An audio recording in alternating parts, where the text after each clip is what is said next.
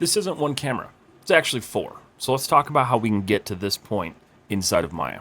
Okay, so in Maya we've got these four cameras. These four cameras are the animated movement that we are trying to kind of sequence together and render out as one big piece. So the first step of this is going to be getting these cameras to work together inside of Maya. How do we do that? So first thing we're going to do is we're going to go to Windows, Animation Editors, and the Camera Sequencer. This is going to open this weird little window that doesn't really look like it does a whole lot, but let's go ahead and break this down. So what we can do, we know we have four cameras. I'm going to add four sequences. These sequences at this point now are going to be mapped to whatever camera that you are looking through in the current space. So from here, I want to change this. So you can right click on each one of these and then change the camera. So we're going to change 1 through 4. So you may notice that we currently can't go back to 0. So you can go down here just like in Maya. We're going to change our timeline value. So we'll go down to 0. We're going to shift select all of our cameras and move them to 0. You can see that indicated by the frame sequence right there. So now we can actually go through and cut our cameras up. We can drag our slider over here. I know that my first camera ends on 25, so I'm going to go to right about 20, select my camera, and I'm going to split it. This creates two separate frames, just like in editing if you're familiar with video editing. The next thing we're going to do is we want our other camera to start at 20 because that's right about when it starts. So I'm going to cut it in the same exact spot.